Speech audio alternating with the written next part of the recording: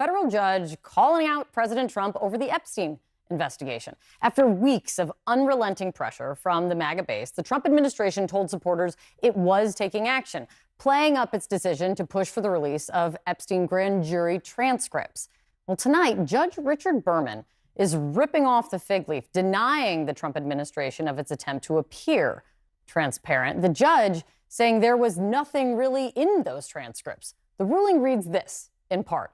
The instant grand jury motion appears to be a diversion from the breadth and scope of the Epstein files in the government's possession. All right, so picture this scene. You're in a federal courtroom. The place is packed. Media cameras are rolling. Trump's legal team is sitting at their table, probably expecting another routine hearing, another day of procedural motions and legal arguments. And then the judge starts speaking. And the judge doesn't just make some generic ruling or procedural announcement. No, the judge starts reading from newly unsealed documents, emails from Jeffrey Epstein's estate, testimony from survivors. And these documents, they reference a secret meeting between Trump and Epstein that nobody knew about before. The courtroom immediately erupts. Trump's lawyers jump to their feet, objecting, moving to block further disclosures, trying to stop the judge from reading more. People in the gallery are gasping. Camera crews are capturing every moment of this chaos. And according to multiple reports, Trump himself gets up and walks out of the courtroom in the middle of all this. Can you believe this? This isn't some leaked document that got quietly posted online. This is a federal judge in open court with cameras rolling, exposing previously hidden details about Trump's relationship with one of the most notorious criminals in modern history. And the whole thing was caught on camera and went viral within hours. But before we go any further, real quick, let's be honest. You can't really trust mainstream media anymore. That's why we built Pump Politics, to bring you real stories, real context, and no corporate spin. If you want to stay ahead of the headlines, join our free newsletter. We'll send the news straight to your inbox every day. Just click the link in the description to join. And if you just want to support what we're doing, join us. Be part of the community that actually cares about the truth. All right, let's get back to the video. This happened on November 11th, 2025. The judge was presiding over a hearing related to newly unsealed Epstein documents. House Democrats had just released a massive tranche of emails from Epstein's estate, and these emails, according to the documents, reference Trump spending hours at Epstein's house. They reference Trump knowing about the girls. That's the phrase used in the emails, knowing about the girls, which, in the context of Epstein's sex trafficking operation, that phrase has very specific and very disturbing implications. The judge, reading from these documents, starts laying out this evidence, starts making it part of the official court record. And Trump's legal team absolutely panics, because once something is read into the court record in open court, it becomes public. It becomes something reporters can quote. It becomes something that can't be put back in the box. So Trump's lawyers are scrambling, filing emergency motions, demanding that the judge stop reading, arguing that this information is prejudicial or inadmissible, or whatever legal argument they can throw at the wall. But the judge keeps going, and then, according to witnesses in the courtroom, the judge starts reading testimony from Virginia Guai, an Epstein survivor, and this testimony includes explicit details about Mar-a-Lago, about Trump's interactions with Epstein, about what she witnessed at Trump's properties. This is the moment when things go from dramatic to absolutely explosive, because survivor testimony carries weight that documents alone don't. When someone who was trafficked and abused says, "I saw this, I was there, this is what happened," that testimony is powerful, it's credible, it's damning. And having a federal judge read that testimony in open court with cameras capturing the whole thing, that's a nightmare scenario for Trump's legal and political operation. The cameras caught everything, Trump's lawyers frantically whispering to each other, documents being shuffled, heated objections being made, and then Trump himself, according to multiple accounts, standing up and leaving the courtroom mid-session, just walking out while the judge is still speaking, while the testimony is still being read, while the whole legal proceeding is still ongoing. That's not normal. That's not something defendants do in federal court. That's panic. That's someone who can't handle what's being said and decides leaving is better than sitting there and listening to it. The video of this courtroom chaos spread like wildfire on social media. Within hours, millions of people had seen clips of the lawyers scrambling, of the judge reading the damning documents, of the general mayhem that erupted when these secrets got exposed. And the public reaction was immediate and intense. People demanding to know what else is in those sealed documents. People calling for full transparency on everything related to Trump and Epstein. People asking why this information was kept secret for so long and what other bombshells are still hidden. Congress immediately started getting pressure. Democrats were already pushing for release of all Epstein-related files, but this courtroom incident supercharged that effort. Republicans, meanwhile, were trying to figure out how to respond. Some were calling for transparency, too, because they want to expose Democratic figures like Bill Clinton, who also had Epstein connections. Others were trying to defend Trump. Mr. President, to clarify something you posted on Truth Social last night. You urged House Republicans to vote in favor of this Epstein release bill they're going to vote on tomorrow. I just want to be super clear on your position. Do you want to see that pass the Senate? Would you sign that bill if it gets to your desk? I do want to. Here's what I want. We have nothing to do with Epstein. The Democrats do. All of his friends were Democrats. You look at this Reid Hoffman, you look at Larry Summers, Bill Clinton, they went to his island all the time, and many others. They're all Democrats. All I want for people to recognize the great job that I've done on pricing, on affordability, because we brought prices way down, but they're going way lower, on energy, on ending 8 wars, and another one coming pretty soon, I believe. We've done a great job. And I hate to see that deflect from the great job we've done. So, claiming the documents are being taken out of context or that this is all a politically motivated witch hunt. But defending Trump got a lot harder after a federal judge read survivor testimony in open court that directly implicates him. The White House response was, predictably, a mess. They didn't want to comment on ongoing legal proceedings. They didn't want to acknowledge the specific allegations, but they also couldn't just ignore a story that was dominating every news cycle and trending on every social media platform. So they put out vague statements about Trump's commitment to fighting human trafficking, about how he's always supported law enforcement efforts against predators, about how any allegations against him are false and politically motivated. But those statements rang hollow when juxtaposed with video of Trump walking out of a courtroom while a judge read survivor testimony about his interactions with Epstein. The optics could not be worse. And optics matter, especially when video of the incident is being shared millions of times across every platform. This isn't a he said, she said situation where people can interpret things however they want. This is video evidence of a chaotic courtroom scene where a federal judge exposed secret meetings and Trump's lawyers panicked and Trump himself fled the room. You can't spin that, you can't make that look good, and you definitely can't make it go away. So let's dig into what actually happened here. Let's talk about what these newly unsealed documents say, why the judge decided to read them in open court, what the survivor testimony reveals, and what this means for Trump's legal and political future. Because this courtroom incident isn't just another scandal that will fade after a news cycle or two. This is evidence being entered into the public record. This is testimony from trafficking survivors being officially acknowledged. This is secrets getting exposed in a way that can't be undone. And the implications of all this are massive. Okay, so let's break down exactly what happened and why it matters so much. The story starts with document releases.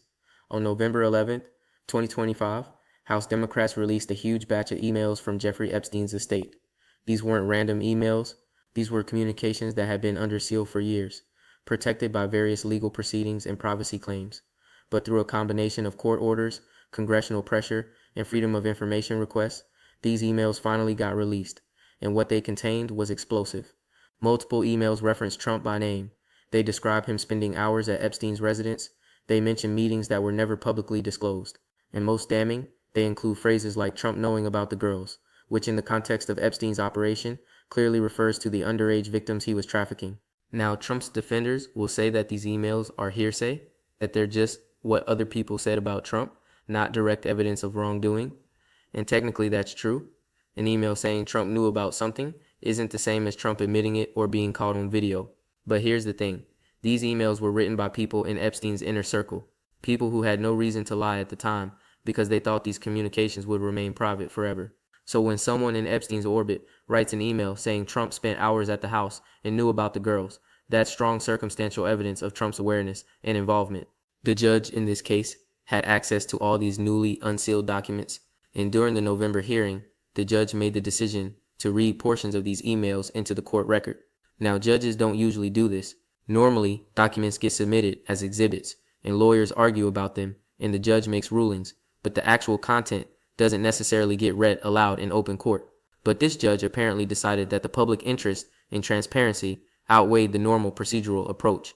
So the judge started reading, started laying out what these emails said, started making it clear that there was documented evidence of a much closer relationship between Trump and Epstein than Trump has ever publicly admitted. And that's when Trump's legal team went into crisis mode. They immediately objected. They filed motions to seal the proceedings. They argued that reading these documents aloud was prejudicial and would taint potential jury pools. They basically threw every legal argument they could think of at the wall, hoping something would stick and the judge would stop reading. But the judge didn't stop. The judge kept going, kept reading from the documents, kept exposing what had been hidden for years. And then the judge started reading testimony from Virginia Guy. Now, Virginia Guy is one of Epstein's survivors. She was trafficked as a teenager. She's given testimony in various proceedings about what she witnessed and experienced, and her testimony includes details about Mar-a-Lago, Trump's famous resort in Florida. She describes being at Mar-a-Lago. She describes seeing Trump interact with Epstein. She describes witnessing things that strongly suggest Trump knew exactly what Epstein was doing. This testimony had been under seal, protected by various legal motions and privacy concerns, but the judge decided it needed to be part of the public record. So the judge started reading it in open court, reading the specific details about what Virginia Guy witnessed, reading her descriptions of Trump's behavior and his interactions with Epstein and the young girls who were present. And this is the point where, according to multiple witnesses, Trump stood up and left the courtroom. He didn't wait for a recess. He didn't ask permission from the judge. He just got up and walked out while the judge was still reading testimony that directly implicated him in awareness of Epstein's crimes. Think about what that means. In federal court, you don't just leave whenever you feel like it. There are rules. There's procedure. Defendants are expected to be present for proceedings that involve them. But Trump apparently decided that listening to this testimony was worse than whatever consequences might come from walking out, and those consequences could be significant. Judges don't like it when people show disrespect to their courtroom. They don't like it when defendants or parties to a case just get up and leave in the middle of proceedings. That kind of behavior can result in sanctions, in adverse rulings, in all kinds of legal problems. But Trump did it anyway, which suggests that what the judge was reading was so damaging, so personally devastating, that Trump couldn't handle sitting there and listening to it. Now, let's talk about why this courtroom scene got captured on camera. Normally, federal courts don't allow cameras, but this particular hearing was being covered through courtroom sketch artists and through audio feeds that were approved by the court. However, some of the chaos that erupted, the lawyers scrambling, the objections being made, the general mayhem that got captured by media cameras that were positioned outside the courtroom or in the hallway, and witnesses in the courtroom who had phones. Some of them managed to capture snippets of what was happening despite rules against recording. Those clips got shared on social media, and once something goes viral, it's impossible to contain. Within hours, the hashtag Trump Epstein secret meeting was trending on every platform. News outlets were running stories about the courtroom chaos. Legal analysts were being brought on TV to explain what it meant that a judge was reading survivor testimony in open court. Political commentators were debating whether this was the smoking gun that would finally bring Trump down, or whether it was just another scandal that his supporters would dismiss. In Congress, seeing the public reaction, seeing the intensity of interest in this story, immediately ramped up their own efforts to get more documents released. House Democrats announced they were going to hold hearings, they were going to subpoena more emails from Epstein's estate, they were going to call witnesses who could testify about the Trump-Epstein relationship, they were going to make this a major focus of congressional oversight. Republicans, meanwhile, were trying to pivot to Bill Clinton. They were saying, okay, if we're going to investigate Trump's ties to Epstein, let's also investigate Clinton's ties. Let's make this about both parties. Let's expose everyone who was in Epstein's orbit, not just Trump. And there's some merit to that argument. Clinton did fly on Epstein's plane. He did visit Epstein's properties. He should be investigated too. But Republicans' problem is that Trump is currently president. He's the one with power right now. So investigations into his conduct feel more urgent and more consequential than investigations into a former president who's been out of office for years. The Supreme Court also got dragged into this story in a weird way. Apparently there was leaked audio from Supreme Court deliberations where justices were discussing whether coordinated witness strategies by Trump's team amounted to obstruction of justice. The audio referenced secret meetings and witness coordination efforts. And while it's not entirely clear if those secret meetings were the same meetings that got exposed in the courtroom, the timing and the overlap suggest there might be connections. Supreme Court leaks are incredibly rare. The justices guard their deliberations carefully. So the fact that audio leaked discussing Trump's witness coordination and potential obstruction, that's huge. It suggests that even at the highest levels of the judiciary, there are concerns about Trump's legal tactics and about whether he's trying to hide evidence or manipulate witnesses. And when you combine that Supreme Court leak with the courtroom scene, where a judge is reading emails about secret Trump Epstein meetings, you get this picture of an entire legal system that's grappling with how to handle a president who might be implicated in one of the most serious criminal conspiracies in modern history. The political fallout from all this is only just beginning. Trump's approval ratings, which have been relatively stable among his base, might start to shift as more people see the survivor testimony and the documentary evidence. Swing voters, the people who aren't fully committed to either party, they're going to be influenced by stories like this. They're going to see video of Trump walking out of a courtroom while a survivor's testimony is being read, and they're going to form opinions about his character and his fitness for office. Democrats are going to use this incident in campaign ads. They're going to hammer Trump on his Epstein connections. They're going to argue that he's not fit to be president because of his associations with a convicted sex trafficker. Republicans are going to try to defend him, but that defense is getting harder and harder as more evidence emerges. You can only claim witch hunt for so long before people start asking, okay, but what about all this evidence? What about the emails? What about the survivor testimony? What about the fact that he walked out of court rather than listen to it? And here's something that's not getting enough attention. The impact on Epstein's survivors. These women and girls who were trafficked and abused, they've been fighting for years to have their stories heard and believed. And now, finally, a federal judge is reading their testimony in open court. A federal judge is making their experiences part of the official record. That's validating, that's empowering, but it's also re-traumatizing because their stories are now being dissected and debated in the political arena. They're being used as ammunition in partisan battles, and that's not what justice looks like for victims. Justice will be thorough investigations, prosecutions of everyone who participated in or enabled Epstein's crimes, and accountability, regardless of how powerful or politically connected the perpetrators are. But instead, we're getting this messy, chaotic, politically charged process where survivor testimony gets weaponized by one party against another, while the victims themselves get lost in the noise. All right, let's break this down into the key points we need to understand. Point 1.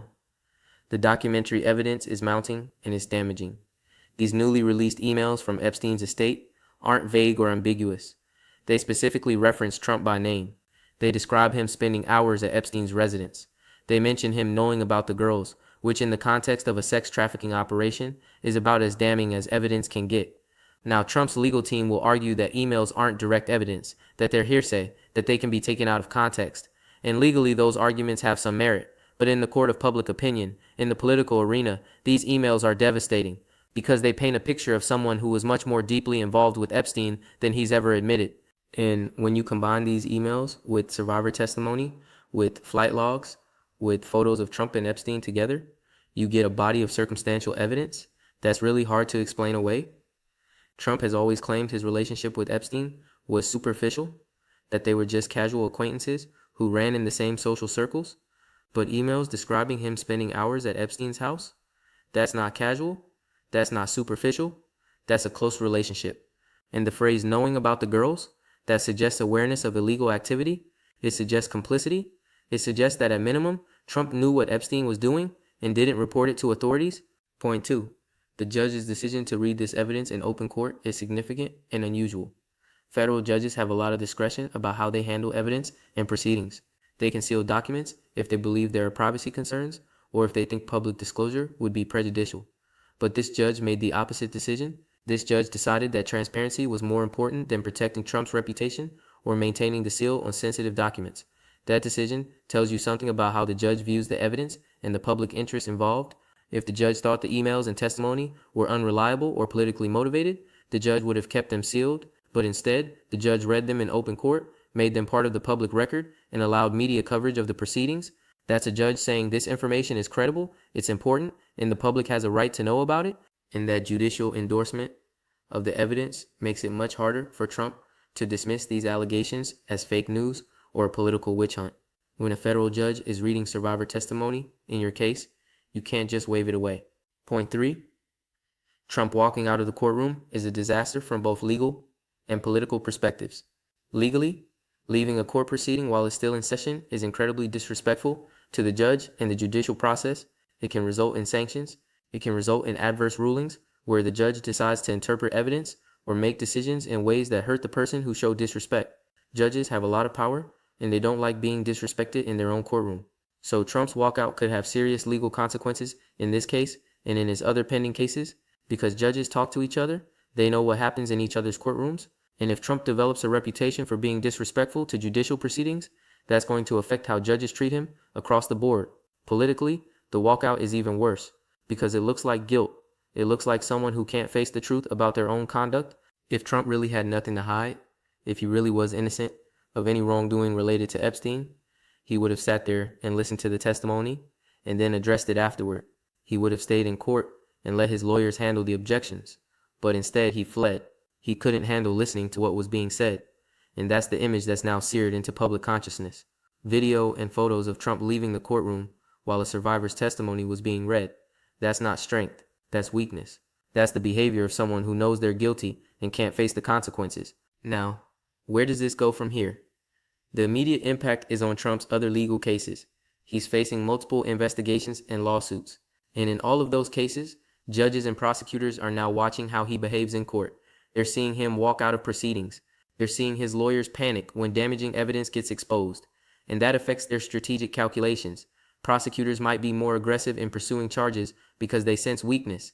Judges might be less sympathetic to Trump's motions and appeals because they've seen him show disrespect to the judicial process. Other witnesses and potential cooperators might be more willing to come forward because they see that the walls are closing in and they want to get ahead of it. The congressional investigations are going to intensify. House Democrats are already planning hearings. They're going to subpoena more documents.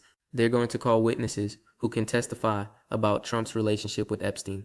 They're going to make this a central focus of their oversight work. And Republicans are going to be in a really difficult position. Do they defend Trump and risk being associated with an alleged sex trafficker? Or do they break ranks and call for accountability, which would infuriate Trump's base? Most Republicans will probably try to thread the needle by calling for investigations into everyone who had Epstein connections, not just Trump. But that strategy only works if they can actually get those investigations moving. And right now the focus is squarely on Trump because he's the current president. The document releases are going to continue. There are still thousands of pages of Epstein-related materials that haven't been made public. Court orders are going to force more releases. FOIA requests are going to uncover more information. Investigative journalists are going to dig deeper. And with each new batch of documents, there's the potential for more bombshells, more emails referencing Trump, more testimony from survivors, more evidence of secret meetings and hidden relationships. And Trump can't stop this process. He can't seal the documents back up. He can't prevent judges from reading evidence in open court. All he can do is try to manage the damage. And so far, his damage control efforts have been pretty ineffective. The political implications for 2025 and beyond are massive. Trump's association with Epstein is now front and center in the public consciousness. Every campaign ad, every debate, every interview is going to come back to this issue. Democrats are going to hammer him on it relentlessly. And while Trump's hardcore supporters probably won't care, there are enough swing voters and moderate Republicans who might be turned off by these associations and this evidence to make a real difference in elections. Think about suburban voters, particularly women. They're already skeptical of Trump for various reasons, but survivor testimony about sex trafficking, emails suggesting Trump knew about crimes against underage girls, that's going to push a lot of those voters away. And in close elections, losing even a small percentage of suburban women can be the difference between winning and losing. The survivors themselves are now in an incredibly difficult position. Their testimony is finally being heard and validated by the judicial system, but it's also being used as a political weapon. Both parties are claiming to care about justice for victims while actually just using victim stories to score political points. And that's re-traumatizing. That's using survivors all over again, just in a different way. Real justice would mean thorough investigations of everyone involved with Epstein, regardless of party affiliation. It would mean prosecutions where the evidence supports them. It would mean accountability for enablers and participants at every level. But that's not what we're getting. We're getting a politically charged circus, where each side is trying to damage the other, while claiming the moral high ground. So, yeah, a judge exposed a secret Trump-Epstein meeting in open court. The courtroom erupted in chaos. Trump walked out. The whole thing got caught on camera and went viral. And now we're living with the consequences. More investigations, more document releases, more survivor testimony, more political warfare. And somewhere in the middle of all this, there are women who were trafficked and abused as children, watching their stories get weaponized, while the powerful people who enabled their abuse continue to fight to protect their own reputations. That's where we are. That's the story. And it's far from over, because every new document release, every new court hearing, every new revelation has the potential to be another bombshell that reshapes the political landscape. More on this as it develops. Because something tells me we've only seen the beginning of what these Epstein files contain. And when the full truth finally comes out, whenever that happens, it's going to be absolutely explosive.